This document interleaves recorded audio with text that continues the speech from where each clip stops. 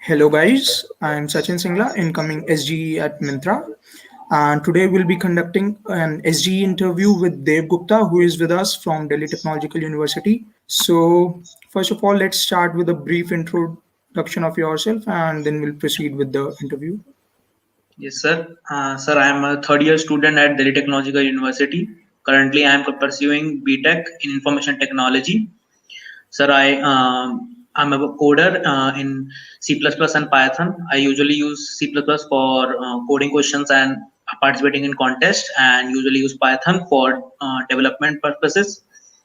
I have recently done an internship, software development internship at Techcogno Solutions, where I made some products for other startups. The startup has different types of contracts with other companies, and they create products for them. And I've also done an internship at International Organization of Software Developers as a web developer as well as content creator. Okay, that sounds good. So let's straight away jump to the DS Algo questions first, and then we'll come back to your resume discussion and project discussion. I've shared the Google Doc with you. Please present your screen. So I'll write the first problem for you here, and then we'll see how the discussion goes. Okay, sir. Yes, so this is the problem statement. Please go through it once, and then we'll discuss it. Sir, do I say the question out loud or just give it a reading? No, you can read it by yourself. And once you are done, let me know. The Martian is divided with the they are lining up to get given an array representing the submeasure of the Martian at the same Q. Each Martian must appear with which we added in the problem. Submit on the array with problem Martian with pair. Okay. So basically, in this question, what I have given a reading. So in this, that each Martian from that, like in the array 6, it wants to pair up with a greater power Martian, that is 8, and the 8 does not have any pair, so that is why it is pairing up with no one. So we have written -1, and for 0 with no power, it is being paired up with 1, and with one also doesn't have one have a Martian 3 of greater power, and 3 is the last, I think. So what will happen for the last Martian? It does not give anything. It will Yeah, always so be basic. -1, like. Yeah, so basically for last Martian, there won't be any Martian behind that. So the question mentions that for any Martian, they are standing in the row, and this array represents the row in which they are standing, the Q pattern. So every Martian wants to have the Martian more powerful than it and behind it. So for the last element, as there would be no one behind it, so -1 would be required for that. So in the input, you'll be getting n, which represents the size of the queue or the number of Martians in the queue. And then the array represents the power of those Martians in the order in which they are standing in the queue. And output, as you have told yourself. So like for any element, the Martian behind that with a greater power would be the pair up for that particular Martian. And in case it does not exist, it would be -1. So here I'm asking if you want to assume that the powers will always be positive, like from 0 to greater number only, and non-decimal numbers, Yeah, so non-floating for numbers. now, yes, for now we can consider them there would be no non-negative numbers. Okay, sir. And non-floating numbers as well? Yes, integers for now. Okay, sir. Uh, So like we can say that we can come up with an approach like here for each element, like for 6, we can consider like here. I want to say that if we are considering here 6, so I can traverse the rest of the array to find out the number which is always greater than that. Like for 6, we will be starting with traversing from here from 8, and if we already find a number greater than the current number, so like I will break the loop and store that answer in an array, like that. So then I will move like another pointer, then the current pointer to the next element, and then again traverse the array again to find another margin that is higher than that. And if I am not able to find, that is, if I reach the end of the array, I will store -1 in that array. And like this, as we already know, if I reach the last element, the answer will automatically be stored as -1. So I think Yes. what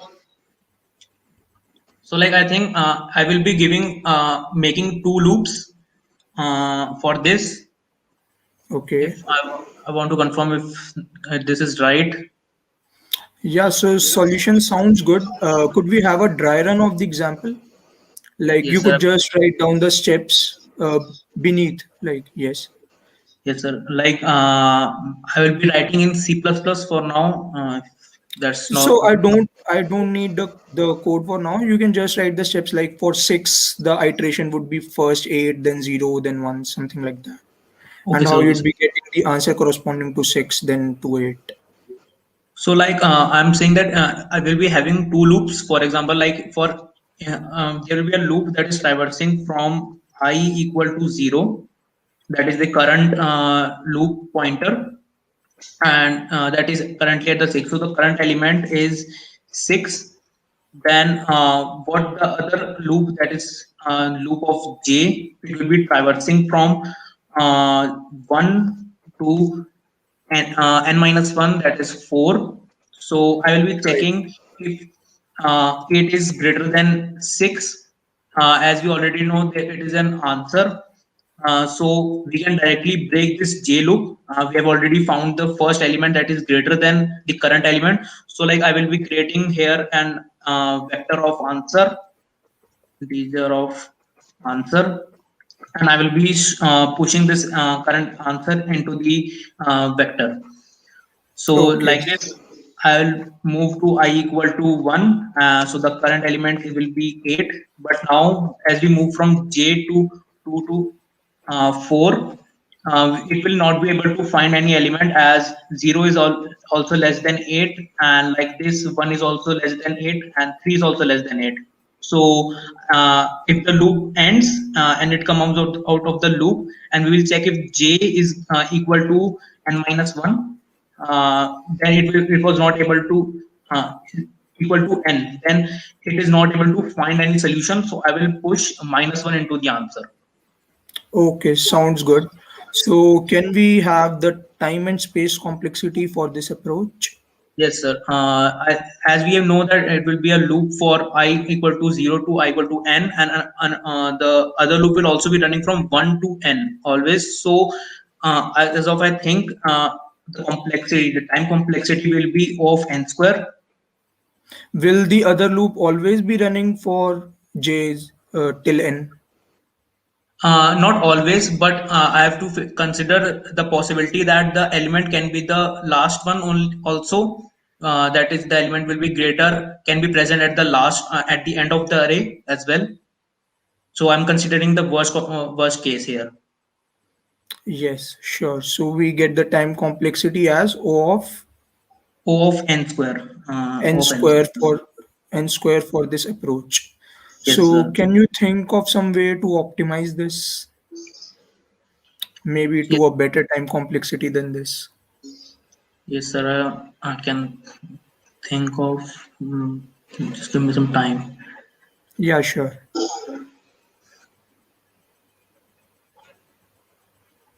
What's this again and again here? And this is also traveling again and again here. So what I can think of is, here like this, that if we can like already know the elements on the right side of this, like if we already know the elements here, like we can store the elements, and the first, it already knows the elements in some order, like it already knows what is the next greater element, then it will be much better.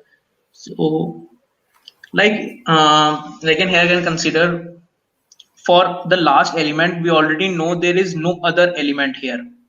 to compare. Yes. Yes. So what I can do is like I can traverse it in the reverse order, and Okay. I can start storing them in a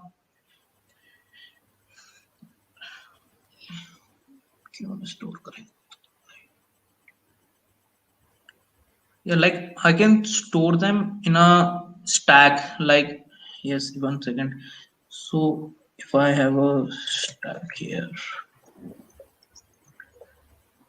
can have a stack here. The stack will be like, for example, we can see that if the stack is empty here, see at the start the stack will be empty. So when we here on the first element, we can say that if the stack is empty, it is storing an answer of -1 here. We let's say consider that answer is stored as -1 for the last element here, as there is no other element further and the stack is empty here, we can store -1 in the answer vector, and we can then push this element, that 3, inside the stack so that it can be used for the other elements. Okay. Okay, so then we will move the pointer to the next element, that is 1, and now the stack, we will check again that if the stack is empty or not. It is not empty this time, so I will check what is the at the top of the stack, as that is the only element we can access here in the stack. So we will compare the number with the top here, and the top is like we compared it, and if the number is greater than that, we will like, if we find a number that is greater on the top of the stack only, we can push then it into the answer, and we will push the current element as well into the stack now, as you have already found the answer. Right. And then we will move on to 0 here. So 0 will be like that only, it has found another element on the top of the stack only, so I will push 1 inside the answer. And now for 8 here, that's what's that's So what. let's first write the code for this and then we can try to dry run on the example and see if it works. Okay, sir, I have to see what happens for 8. We can loop for this and check whether the element exists or not, and we can have it. Okay, so like I can give a run here. Like we have created a stack here, and we have to have a vector of integer which will be storing the answer. So I can create a loop that is moving in reversal here. Yeah. For int I equal to, as you have already given the n, I'm going to use here n minus 1. It is moving in reversal, so n should be greater than equal to 0, and I will be moving backwards. Okay, so I is moving in backward direction.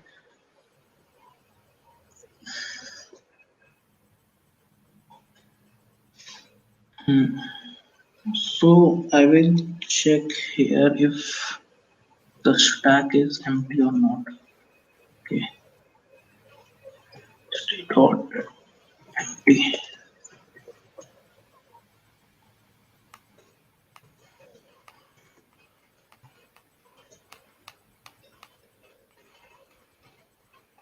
If it is empty, I will push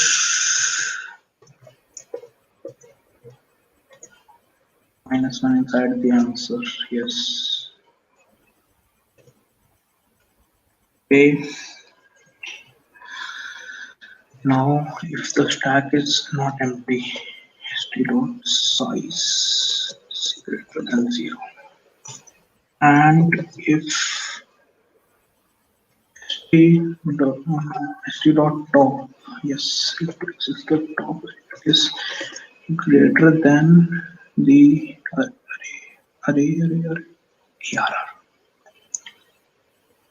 arr, yes, then we will push the answer.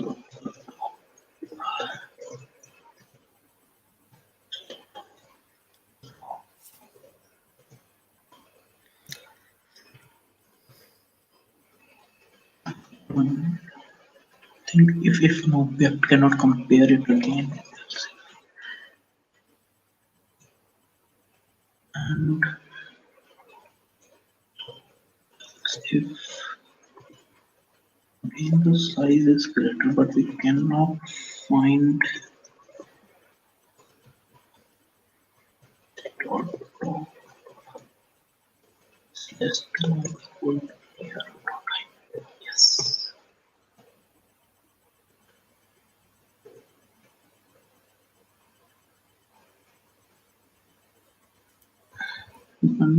What we can do while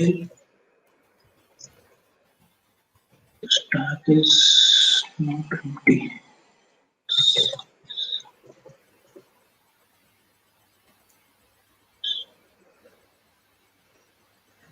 Let's see.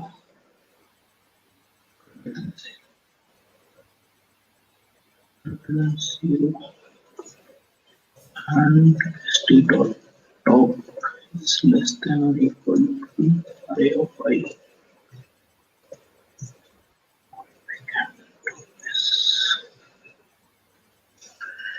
We can pop these elements, the elements required in here. So we can pop those elements here. Now, I want to say that, I'm here. What I'm doing here is that if the element is, if the array element is greater than the top, then I will be like popping those elements because the elements are not required. If like here, if the element that is for 8, for 6, 8 is the greatest element. Right. It has not, it does not have to deal with these elements Yes, yes, yes. later on. Makes So I sense. can like pop these elements, right? Yes. But they can be like possibility that if 8 was also smaller than 6, then it can also like reach at the end. So I have to push -1 there. So like I think there are two possibilities here for each element. If after popping, either it will reach an element that is like greater than it, or it will reach the empty, it will empty the stack, let it will be reach the bottom of the stack. There will be no element for it. So like Okay. after while loop, I think I will have to consider two possibilities here. If the stack is empty, like the stack of the size is double equal to 0, then I can like here I will push into the answer -1 only, and otherwise that is all the elements that was smaller than it has already been popped, and we have reached our answer here. Else we have already like reached the answer. So answer dot pushback st dot top.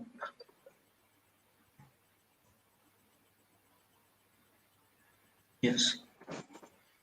Like like I told that for every time we check for it, we have also have to push the element in the into the stack also. So like I thought that we are here pushing the element here also and here also, and later we will be pushing the last element here also. So we can like conclude the loop with st dot push arr dot I here. Like we are pushing the element so that all the other elements can check for it. Yes. Now, but I want to say that now the array is in reversal because I push the answer for Yes. uh, So 3 first, currently right? it gives you the answer in the reversed order, right? Yes, Because sir. you are Yes. pushing to the answer vector in the reverse fashion. Yeah. Yes, sir. Yeah. It was pushing the in reverse order only. So like before giving the answer, I should like reverse it. And as I know that there is a function for reversal in C++, or we can create another vector that will only increase the memory only. So like we can use this only, this reverse function. As I know for it, answer dot begin and answer dot end. And like if this is a function, I can return the answer here, or I can print the answer for it. Return the answer here. Okay. Like So let's first see the dry run of this particular example itself. Like show me how the stack is being formed and how the values are being changed. Yes, sir. Yes, I can. I will try to show that too. You can Yes. copy the example at the bottom of the sheet and then we can see the driving. Okay, sir. 1 minute.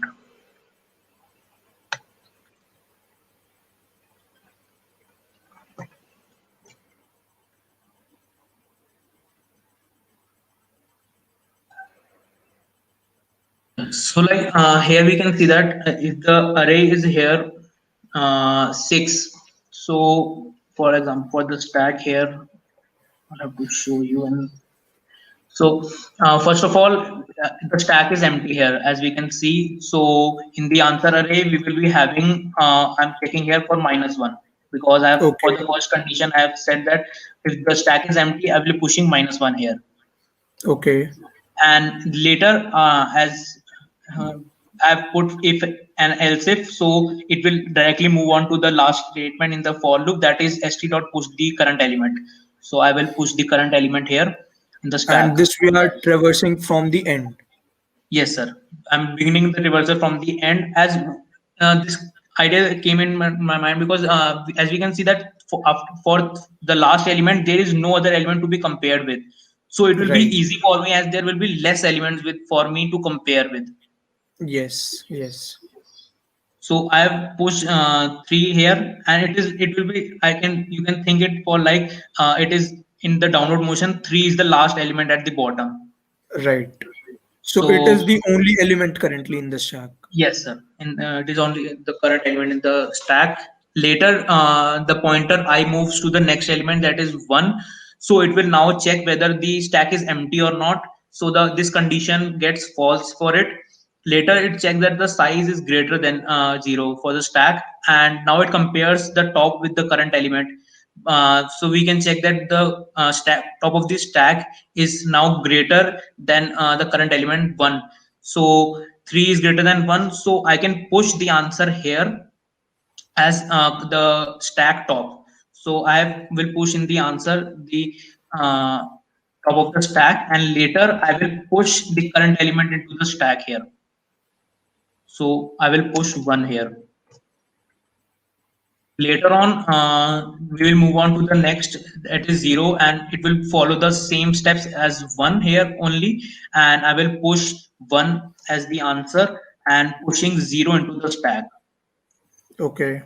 And now, like, I will move on to 8 here. That is where I will be using my last condition in the for loop. So 8 here, it has size greater than, the stack has size greater than 0, but here the element on top is smaller than 8 here.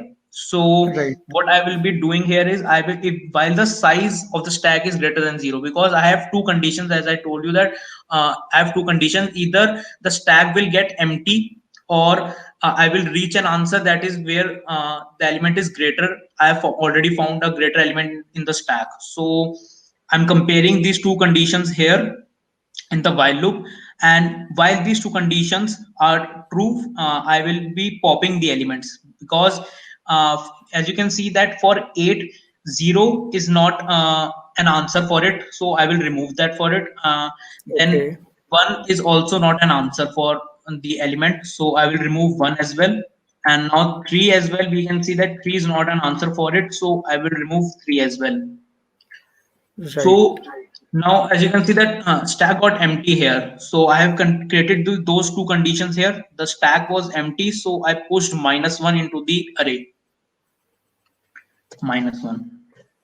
And later on, I pushed that 8 also into the stack, 8 into the stack here. Now I will move to the last element, that is 6. It checks on the top of it, the stack is not empty, and it checks on the top. 8 is greater than 6, so I will push 8 inside it, and as we can, and we will have 6 as well. Now the for loop has reached at the start, that is where it where the for loop finishes. And you can see that we have received the answer, but the answer is in reversal. So I wrote the last statement there, that is the reversal one, and later on I will return the correct answer. for it. Okay. That is minus 1, 1, 3, and minus 1. Right. So what would be the time complexity for this approach? So the time complexity would be So I'm what is running the time complexity for stack when we push and pop? like for the stack it is O of 1 for push and pop. Okay. And so basically I'm running a for loop here that is running from the running through all the elements, and this is for the smaller element. We cannot compare it for the stack. So I think the time complexity would be O of n. Yes. Okay. And how do we get this? So like basically I am traversing for the elements here only. It is comparing only for one element here. I think the worst will be only when this is the what I'm telling you about the average time complexity. The worst case would be like when the elements are in reversal. Okay. We have to push all the elements into the stack for it, like 8, 7, 6, 5, and 4. Yeah, So like basically, but even then we are traversing the array only once, and as you said, push and pop is O of one operation. So we yes, get the time complexity in linear. yes, sir, yes. Okay. Yes. So cool. This is the time complexity that we expected.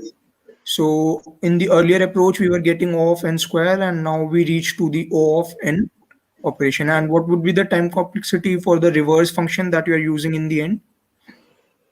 As of for it, as I know that reverse function uses O of n only because what basically it is doing is it will be pushing the element into the front, like from the end, it will be pushing into the front of it. So like we are reversing it O of n because it has to traverse the array at least first. So O of n is the average complexity. That is why the answer is valid, I think.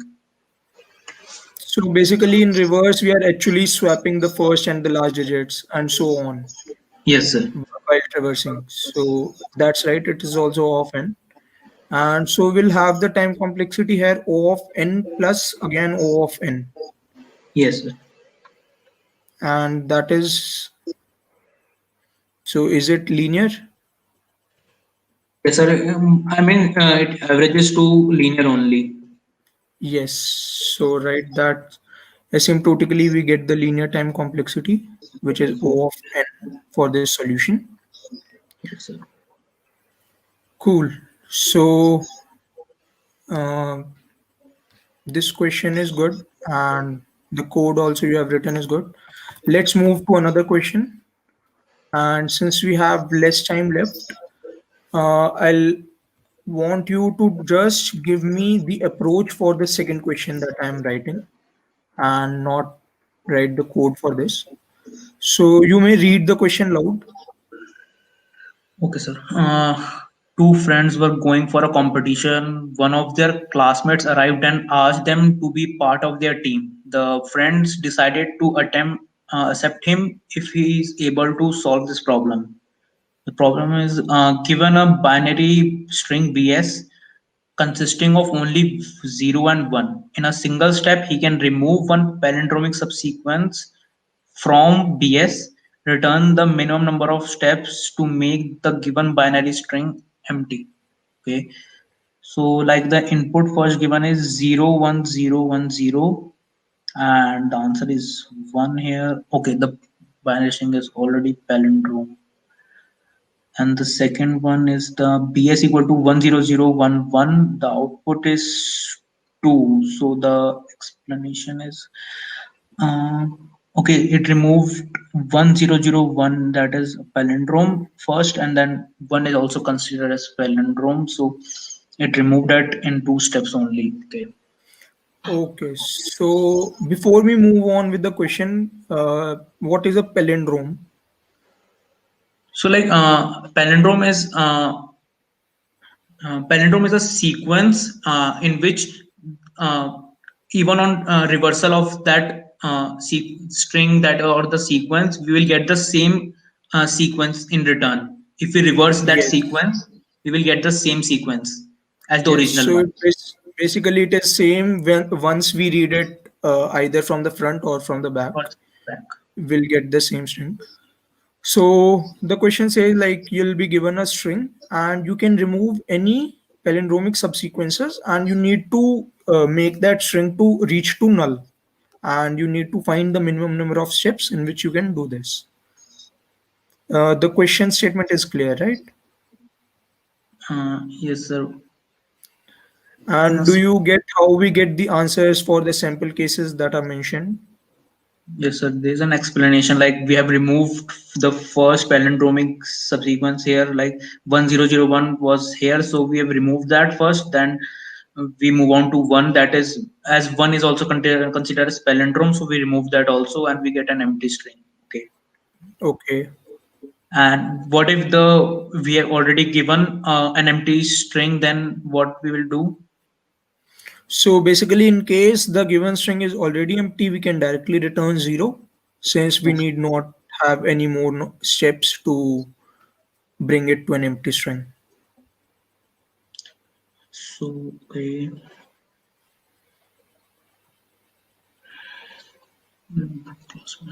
One string consists of only two characters.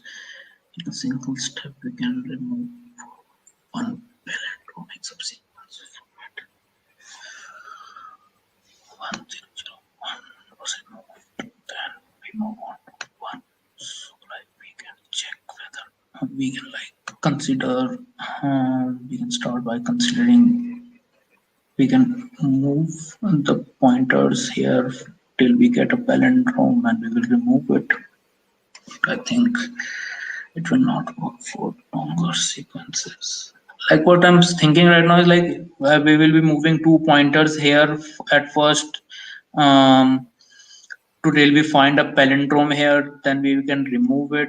But I think that will not. That will take a lot of time here. Okay, so in case like if you start, if you wish to find the palindrome starting from each of the indexes, so basically you are trying to find the longest palindrome in the first instance. Yes, sir. Something like that, like longest palindrome subsequence, then remove it like that. Okay. So one thing that you can consider here is a focus on the part that we are given a binary string and we are only having the digits 0 and 1 in it. And apart from that, as the question mentions, you need to remove the subsequence and not the substring. So, do you know the difference between subsequence and substring?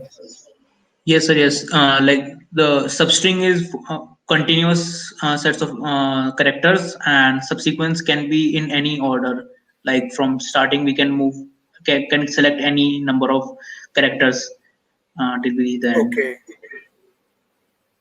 Like if okay, okay, so like right. I So think basically, you need not always consider the substring to be removed, but you can also remove a subsequence at any point. this is like here I can see that if the binary string is already palindrome, so like that whole string is like a subsequence, because we can see that subsequent string is a subsequence, but all substrings are subsequences, but all subsequences are not substrings. So like this whole string can be considered as a sequence, and it is already palindrome, so like we can remove it in one step only. So that is why the Okay, output can be one if the binary string is already palindrome. right. But if that is not already a palindrome, then we can like we can see that if that is one, like all the ones is like a sequence here. If there is a long string like here, if I can say, I can show you here, uh, 0 0 0 0 1 1 1 1 1 0 0 0 0 1 0 0 and 1 1 1 1. So like here, this is a string, a longer string for I want to show you for an example. Like this one, these all the ones, and this one and this one. So like if I can select here, so this is whole of a palindrome itself because all the elements are here same here. One one one copy. The copy paste it, and this one here and all the last three ones. This is a palindromic subsequence here because we can read it in reversal and it will be same only. So Right. we can remove this one directly, then we will get another subsequence left in this string, and those will all be zeros here. So we can then remove those zeros again, and that will be the second palindromic subsequence. So we have two operations here basically, and like this is for a longer example. If we consider another longer string, we can see like that if we can consider all the ones as one subsequence and later on all the zeros as another subsequence, or we can vice versa. Similarly, like that, we have two operations that we are performing for every string, and it will go empty there. So like here, all the ones removed, all the ones removed, and all the ones removed. That is one step, and later on all the zeros removed here. So we have an empty string here, and all of that in two steps only. Okay. Something like Yes, sounds good. So basically, in for one of the steps, you are trying to remove one part of the string, like one of the subsequence, which consists all same characters. yes, sir. Okay, Like that sir, sounds like you said, you we have to focus on the subsequence part, but like here the example explanation was something like they were removing a substring here. yes. So basically, consider the second example and how would the steps be according to your uh, approach? So like I think the approach will be something like we will remove this one and these ones first. Here one removed. That is three ones. That is a palindromic subsequence. Here again zero zero is also a palindrome. So we can remove that and we will have an empty string that is in two steps. Okay, good. So basically, we get the same answer. That is the minimum number of steps remain the same. Yes. Yes. So what's the time complexity for this approach?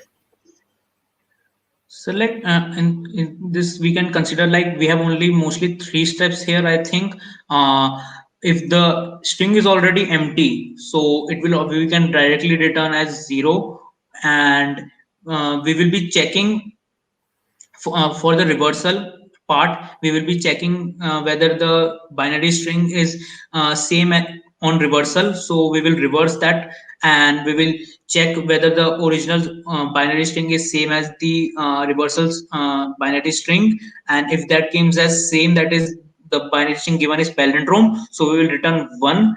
And we can later, if none of the possibilities are there, then we can directly return two. So what the time complexity you have to consider here is like for the reversal part, that is we are traversing for the whole of the string, so we can consider O of n as the I think binary, the time complexity here. Okay, so do you actually need to reverse the string to find whether it is a palindrome or not? Mm. Because like if you are reversing a string, then you are using some extra space as well to show the reverse part and then compare it. Or could there be some other approach for that to find whether it is a palindrome or not?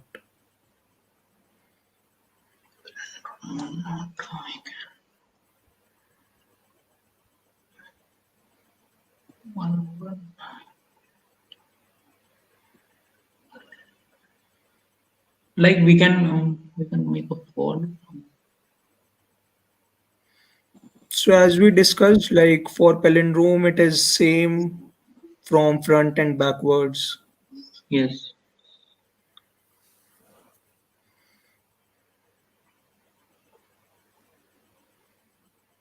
have to reverse it only.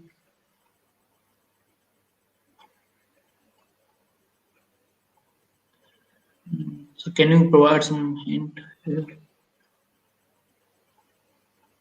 So basically, you can just compare the string from starting and the end, and keep on comparing the pointers. So sir, that would not also be like we are comparing for each character till the middle. So like that would also be O of n. Yeah, the time complexity would be O of n, but we won't be requiring extra Yes, yes. space. Yes, we will not. For the extra space, we can do that. We can compare for each of the ends. Okay, Yeah, sir. so actually we need not like find the reverse of the Yes. string. We can just find whether it is a palindrome or not in the given string itself.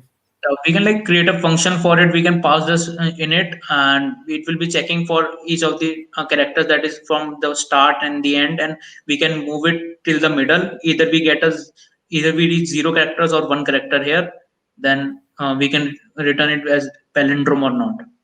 Yes, yes. Okay, sir. So at any point, if we get that the characters are not same, then we can return that it's not a palindrome. Otherwise, like if it comes to middle and all the characters have been same, then it would be a palindrome. Okay, sir. Right? Yes. So the time complexity is O of n as you gave the correct answer. So that's fine. So that was about the DS algo part that we needed to discuss. Now let's have something from your resume. So as you mentioned about software engineering, software development internship. So could you like explain more about it? What work you did there? So what was your part basically? So like sir, it was a like of a project for me. Like I named it for like Project November. It was like I was in the COVID time. The D2 changed the format for a little bit. They asked to create projects um, for every subject we study. So I was basically working on projects with my college friends, as well as I try to find the internship here in a startup. And they basically creates small products for different startups or companies. So at first I was making some small projects like uh, working on voice recognition software using libraries of JavaScript. Later on was given to create a proper product that is like as you know that chatbots we can people add chatbots to their website, and people can ask questions regarding the company, and they respond to the answers that is already stored in them. But what happens if the chatbot cannot answer something? So people can ask for an agent, and what basically happens is then the call goes forward to a call center type, or where the agents of the company are sitting. They can answer the questions that the customer wants to know. So this is what I wanted. I was given basically the task to create an interface for the agent and basically connect it to the chatbot. uh, Little bit I also worked on the chatbot there as well, but some of the work was already done for the chatbot. I have to create an interface like some like I can literally compare it with WhatsApp. It will be showing new customers, and their queries will be presented there, and the agent can communicate with it. So how it was working was that it will locate the agent that has less customers, that it is dealing with the less customers lately currently. So that customer will be assigned to a new agent, and that agent will communicate with the customers. So on the agent part, what I was doing is if a new customer comes, it will give a sound like a new customer has come. We have to edit that sound as well. And there was an after clicking that customer's tab, proper interface comes, and it can communicate with it. And if the agent is satisfied that he has answered all his queries, and he can ask the customer that if I've answered all the queries, then he can close the chat, and the customer is moved back to the chatbot. So like I Okay. have create this like a product type, because for dialog box we looked into different services, and those services are was highly paid. So but the company wanted a complete didn't want to consider any service for it. We have to create it from scratch only. So what all technologies did you use? So basically, for the backend, where all the data was stored in a database, all that was done using Flask, that is a micro framework of Python. And for database, we were using basic SQL, SQL table. And for the front end, I was using HTML and CSS and Bootstrap framework. And for interacting with the website, I was using jQuery, and where I make the request to the Flask API, and in return, it whatever response was it, I would inject it into a Jinja template that was on the HTML website, and I would fill in that template with the response. Okay. And all the other projects that you have mentioned in your resume, so are there all your personal projects, or you have done it in team or something? Yes, sir. Like I mentioned that during the time of when during this internship only, I was working on other projects of DTU. So I worked in on a team project, because DTU is recommended to make a project on your own or with some team of with a team of two. So I made a project with my friend, that is the fake review analyzer. As you can see, that is the first project on my resume. Yes. So as you know, already know that on Amazon or Flipkart, we people give reviews for some products. But like Flipkart or Amazon, they cannot directly just remove those reviews if they are fake, because it is a value for the customer. We have to give a value to the customer's opinion. So basically, but we wanted, but there are high rates.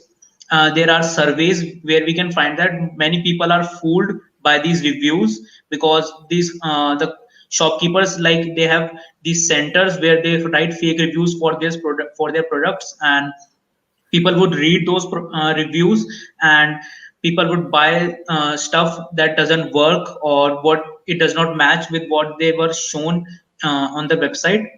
So what we wanted to give a better user experience, so we created a website where the user would pass a URL, and where it has the reviews for the product it is seeing. So it will take the that URL, and it will scrape all the reviews from there. That I did with using Beautiful Soup library using of Python. Later on, those reviews, that is the title and the text, it was taken to a deep neural network, where we converted the text into tokenizers, and we created an embedding layer.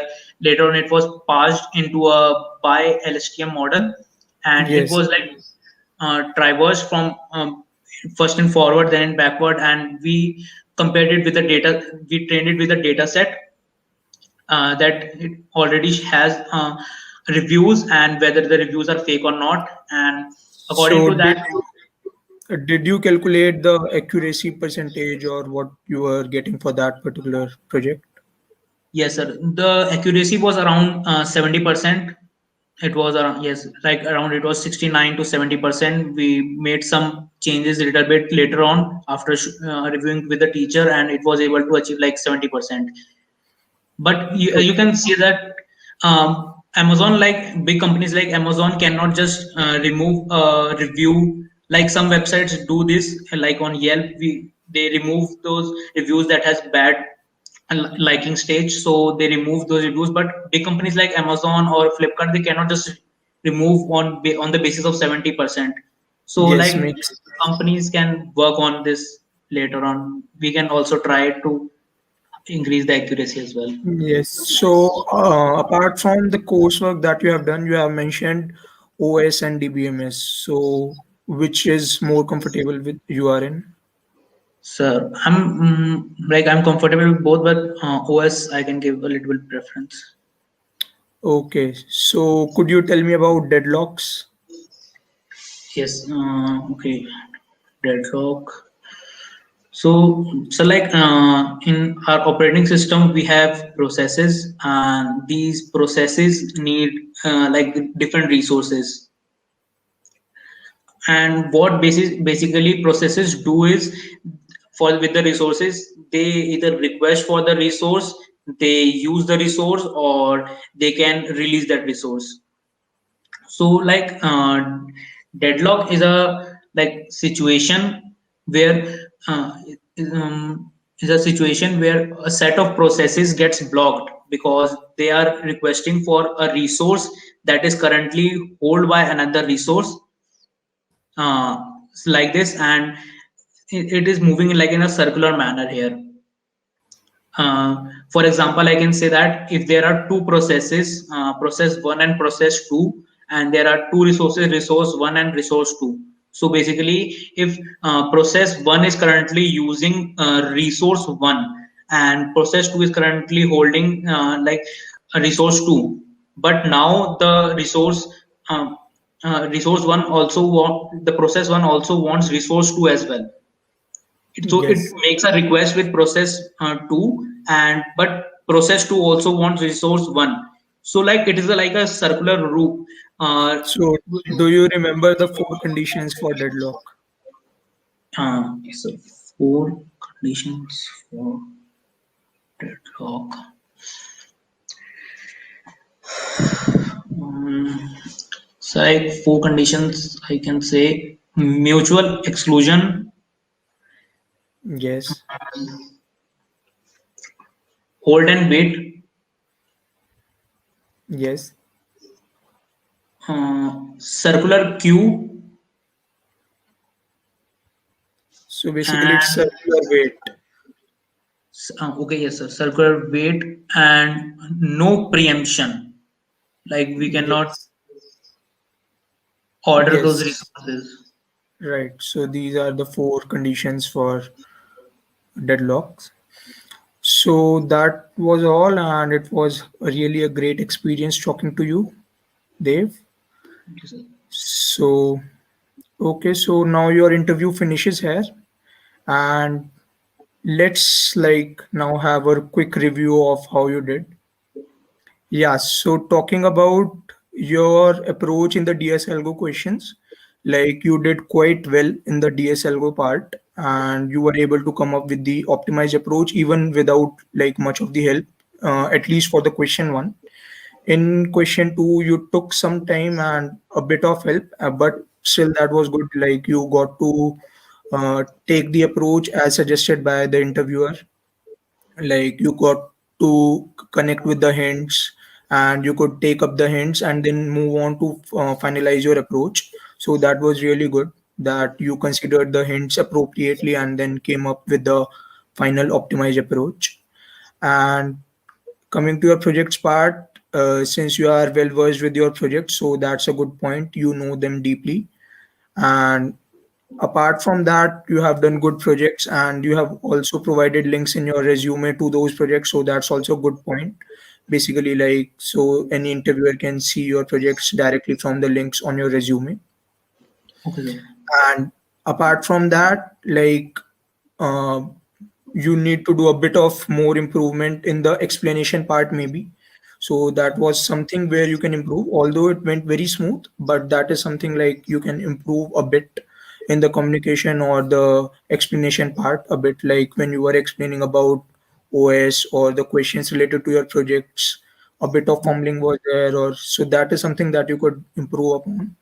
Apart from that, based on the technical part of the interview, so it went really great. So that was the interview with SG interview with Dev Gupta from DTU.